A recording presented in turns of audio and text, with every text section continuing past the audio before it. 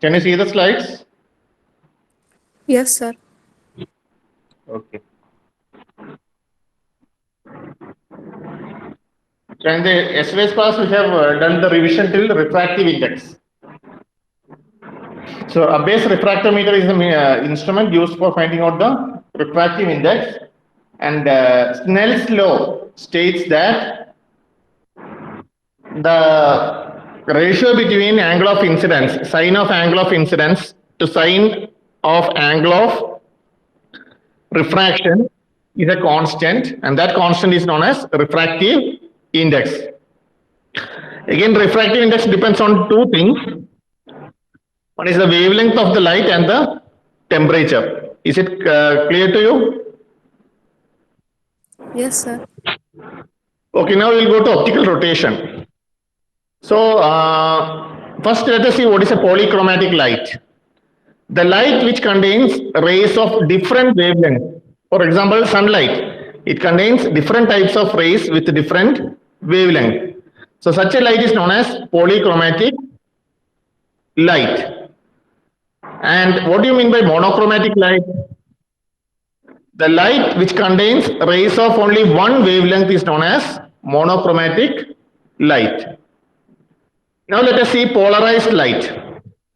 So when a ray of light is passed through Nichols prism, I think I have shown you Nichols prism. I'll show you once more. Just 1 minute.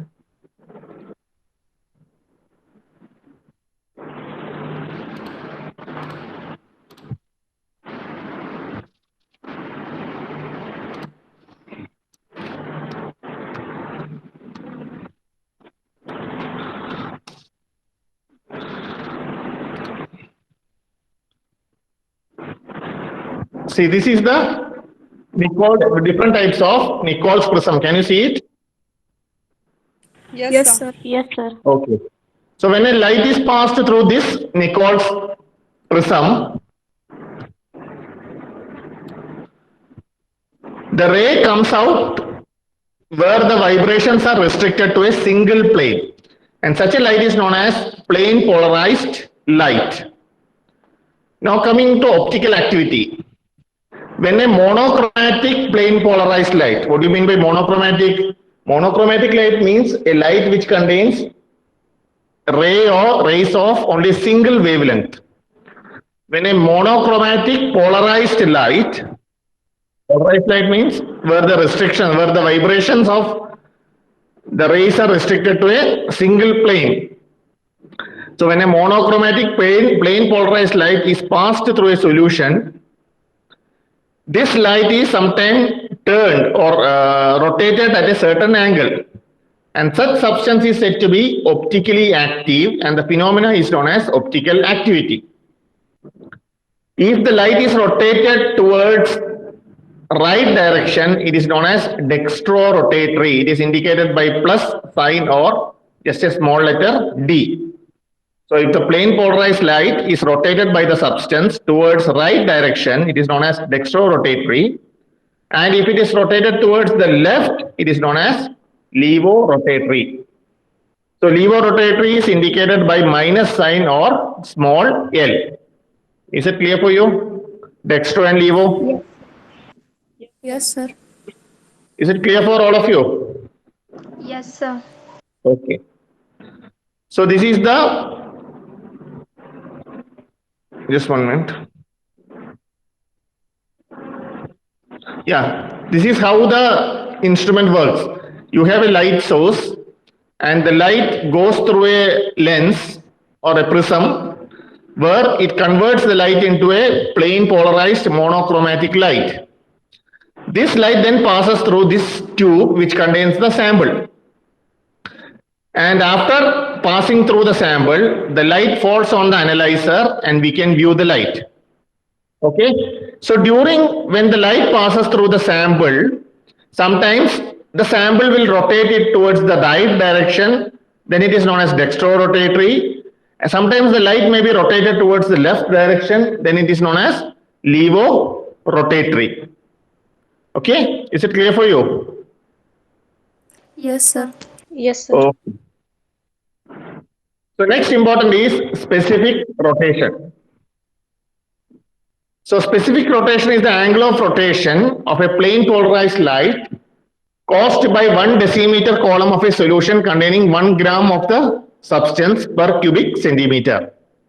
So if you take a column containing the substance in a concentration of 1 gram per cubic centimeter, and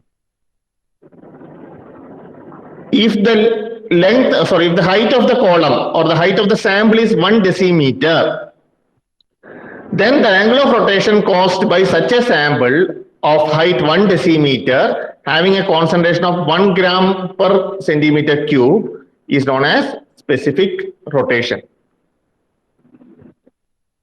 Is it clear for you? Yes, sir. Okay. So now coming to the applications of optically active compounds. It is used for the identification and determination of optically active compounds. It is now used in sugar industry to determine the purity of sugarcane juice, as well as sucrose. It is used to find the concentration and purity of certain steroids, diuretics, vitamins, etc. It is used to distinguish between pharmacologically active isomers, and it is used in remote sensing applications. Okay, so these are the various applications of optically active compounds. Now coming to dipole moment. So dipole moment means if there is a positive and a negative charge, and if they are separated by a specific distance, then such a system is known as dipole moment. For example, in water, you have oxygen and 2 hydrogen atoms. So oxygen is highly electronegative while oxygen is highly electronegative while hydrogen is electropositive. Are you getting it? So within the same molecule, there is a positive and a negative charge. Such a system is known as dipole system. And the equation for dipole is mu. Dipole moment indication is mu. Mu is equal to Q into R, where Q is the charge and R is the distance between them. Here one thing you have to note down is that both the charges should be equal. Even though they are positive and negative, the magnitude of both the charges should be equal. Then the dipole moment is given by the equation mu is equal to Q into R, where Q is the charge and R is the distance between them. And the unit for dipole moment is dBA. Okay? Is it clear for you? Yes, sir. Yes. Okay, sir. so we have 3 types of dipoles. One is permanent dipoles, instantaneous dipoles, and induced dipoles. Example, water. Water is an example of permanent dipole because the 2 atoms of the molecule have substantially different electronegativity with the other atom. See, for in water you have hydrogen which is electropositive and oxygen which is highly electronegative. And as a result, whatever electrons are present in both the hydrogen, it is attracted towards the oxygen. Are you getting it? So water is an example of permanent dipole.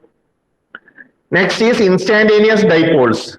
So these occurs when the electron happens to be concentrated in one place than in the another molecule, creating a temporary dipole.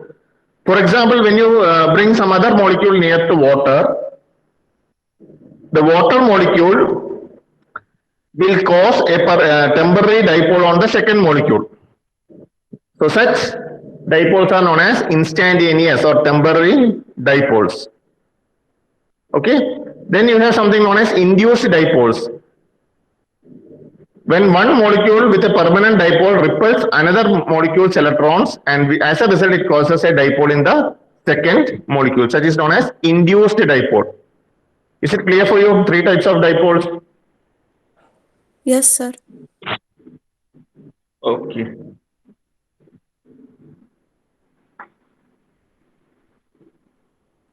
Mayur Awad, is it clear for you?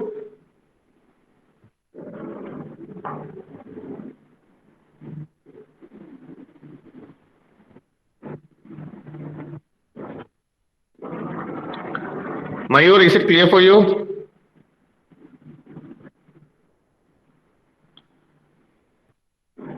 Nikita Borate, is it clear for you? Yes, sir. Okay.